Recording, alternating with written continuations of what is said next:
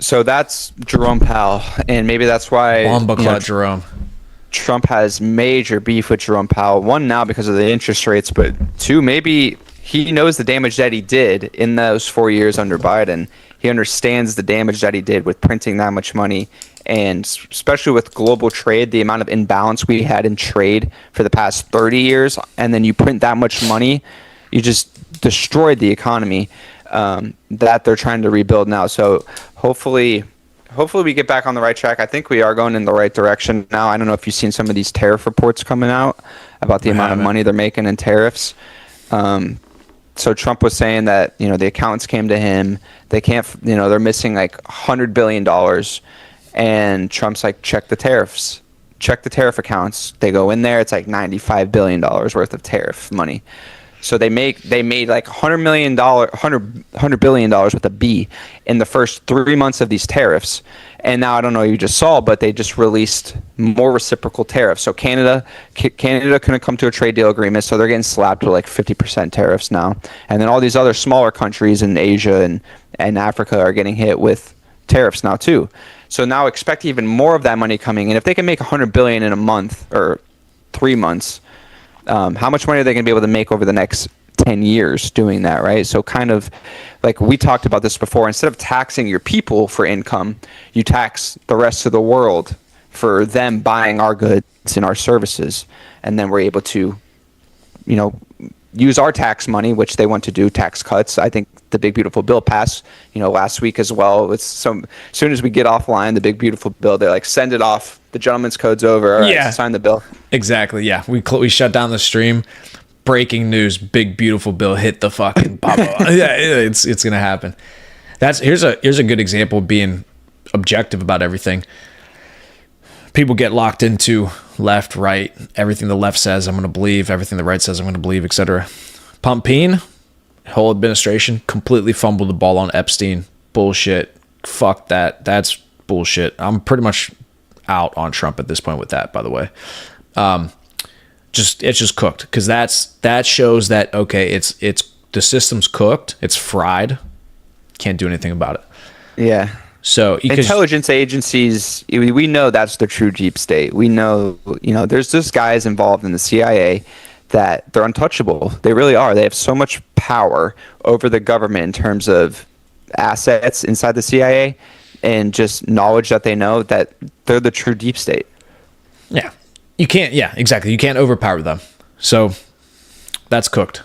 But then on the other hand, tariffs, the most obvious correct thing to do out of everything they've been doing. And the fact that people argue tariffs is absolutely ridiculous. Because any person with any business acumen at all understands that tariffs is the most obvious thing to do to make money. Anybody who ran a normal business in a situation where tariffing could take place would do that. It's the middleman that's existed for all of humanity. The middleman. Why the fuck would you not tariff people for selling to your customers? That's how it works. It's what I know. I used the one example about weed dealers, but that's like a criminal organization. The mafia. I'll give you a different example. Mafia. When you want to do business in their territory, you got to pay a tax. You want to get access to that territory, to that money, to that market. You got to pay me $1,000 a week, player. That's how it works. Or they come and burn your laundromat down. Yeah, exactly. Or you don't get to do business here, motherfucker. That's how it works. It's what people do to us. So tariffs is just such an obvious and easy way to make money that you're not taking advantage of. Why would you not take advantage of that whenever the country is completely going bankrupt? Well, you might as well tariff in the meantime. Tariff the shit out of them. Who cares? You can't afford it, you can't buy it. That's how it works. Exactly. And these aren't even fucking... That's a great point. They're not even tariffing products that if you can't get access to it, you're going to I'm going to die. No. It's fucking cars or not even cars, like electronics that you don't need, or the Black Weber grill. Yeah, like, oh no, my fucking Japanese sweatshop, it can't send me shoes at $100 a pair now. Fuck. I mean, it's just, yeah, it's clearly things that people could survive without. Or here's a news flash: For all you libtards out there listening, here's a newsflash for you. You could just buy American made.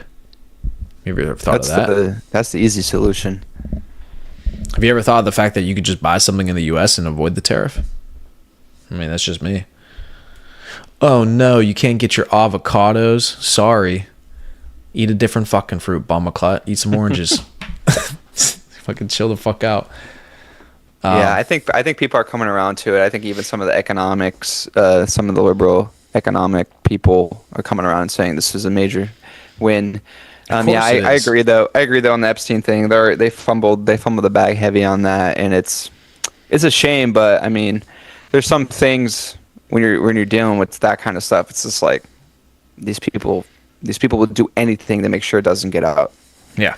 Yeah, it's confirmation. It's confirmation that you can't fix it. So now it comes down to, okay, what's the best play? What's the best government? What's the best society that fits your goals, your aspirations, your beliefs? It's another great point too. What society fits your beliefs the most?